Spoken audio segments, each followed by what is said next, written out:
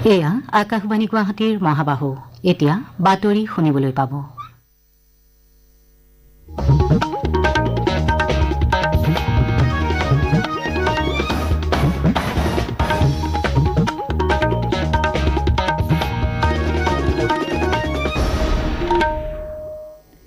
এয়া আকাশবাণী গুৱাহাটী ডিব্ৰুগড় সন্ধিয়া 6 বজাৰ বাতৰি পঢ়িছো ৰূপজ্যোতি বৰুৱাই।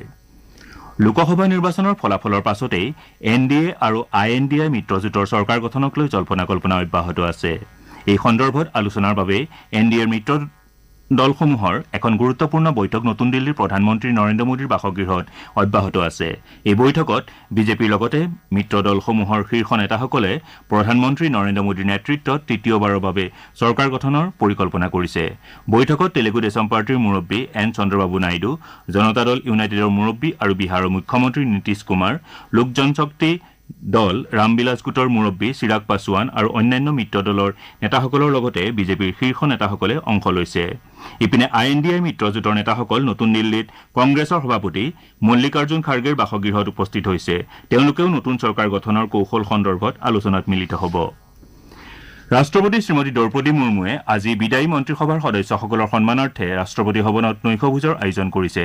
প্ৰধানমন্ত্ৰী নৰেন্দ্ৰ মোদীয়ে আজি তেওঁৰ মন্ত্ৰীসভাৰ সদস্যসকলৰ সৈতে ৰাষ্ট্ৰপতি শ্ৰীমতী মুৰ্মুক পদত্যাগ পত্ৰ দাখিল কৰিছিল। সেই অনুসৰি সপ্তদশ লোকসভাৰ মন্ত্ৰীসভা আজি ভংগ কৰা হয়। ভাৰতীয় জনতা পাৰ্টীয়ে লোকসভা নিৰ্বাচনত অসমৰ 9খন আসন দখল কৰাৰ বাবে বিজেপিৰ ৰাজ্যিক সভাপতি ভৱেশ কলিতাই অসমবাসীক ধন্যবাদ জ্ঞাপন কৰে।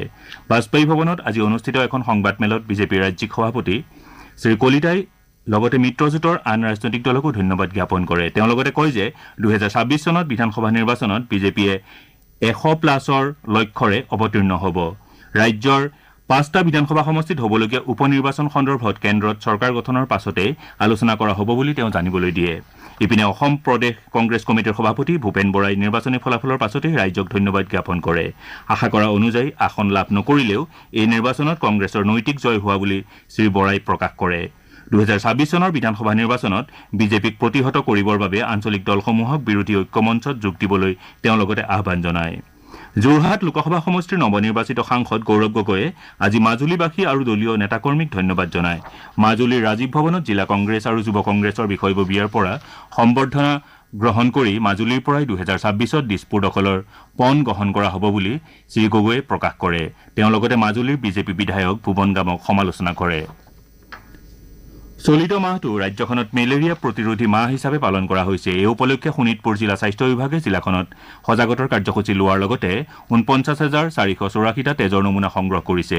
গোৱালপাৰা জিলাতো এখন সজাগতা সভাৰ জৰিয়তে আনুষ্ঠানিকভাৱে মেলেৰিয়া প্ৰতিৰোধী মাহৰ শুভাৰম্ভ কৰা হয়। জিলা যুটীয়া স্বাস্থ্য সেৱা সঞ্চালক ডাঃ জয়ন্ত কুমাৰ দাসে মেলেৰিয়া প্ৰতিৰোধী মাহৰ শুভাৰম্ভ কৰে। এই মাহটোত মেলেৰিয়া প্ৰাদুৰ্ভাৱ হোৱাৰ সম্ভাৱনীয়তাৰ প্ৰতি লক্ষ্য ৰাখি তেওঁ আশাকৰ্মীৰ লগতে স্বাস্থ্যকৰ্মীসকলক যাৱতীয় ব্যৱস্থা গ্ৰহণৰ নিৰ্দেশ দিয়ে। দেশৰ আন আন প্ৰান্তৰ লগতে অসমতো আজি বিশ্ব পৰিৱেশ দিৱস বিস্তৃত কাৰ্যসূচীৰে উদযাপন কৰা হয়। বিগত বৰ্ষৰ দৰে এইবাৰো বিশ্ব পৰিৱেশ দিৱস চৰকাৰী আৰু বেচৰকাৰী সংস্থাসমূহে গছপুলি ৰোপণৰ লগতে আন বিভিন্ন কাৰ্যসূচী অনুষ্ঠিত কৰে। ইলোৰা বিজ্ঞান মঞ্চই জিলা আৰু ৰাজ্যিক ভিত্তিত স্কুলীয়া ছাত্ৰ ছাত্ৰীৰ মাজত বিজ্ঞান প্ৰদৰ্শনীৰ লগতে বিভিন্ন প্ৰতিযোগিতা অনুষ্ঠিত কৰে।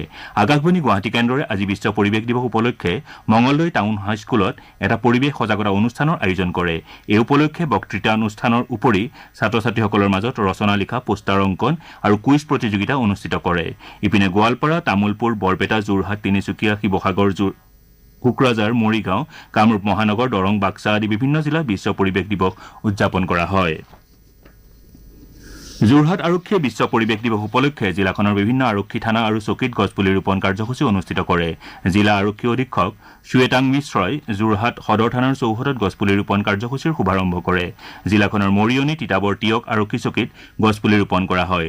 তিনিচুকীয়াৰ অসামৰিক প্ৰতিৰক্ষা বিভাগে সূৰ্যোদয় মুক্ত শিশুগৃহৰ সহযোগত দিৱসৰ লগত সংগতি ৰাখি শিশুগৃহৰ চৌহদত গছপুলি ৰোপণ কৰে। কোকৰাঝাৰত জৈৱ বৈচিত্ৰ্য সম্পৰ্কীয় কৰ্মবাহিনীয়ে বিশ্ব পৰিৱেশ দিৱসৰ লগত সংগতি ৰাখি বিভিন্ন কাৰ্যসূচী ৰূপায়ণ কৰে। আমেৰিকা যুক্তৰাষ্ট্ৰ আৰু ৱেষ্ট ইণ্ডিজত যৌথভাৱে অনুষ্ঠিত টি-20 বিশ্বকাপ ক্ৰিকেট প্ৰতিযোগিতাত ভাৰতে আজি আয়াৰলেণ্ডৰ বিৰুদ্ধে খেলি নিজৰ অভিযান আৰম্ভ কৰিব। খেলখন নিউয়ৰ্কৰ নাছাউ কাউণ্টি আন্তঃৰাষ্ট্ৰীয় ষ্টেডিয়ামত ভাৰতীয় সময় অনুসৰি নিশা 8 বজাৰ পৰা অনুষ্ঠিত হ'ব। আমাৰ এতিয়াৰ বাতৰি ইমানতে অন্ত পৰিল।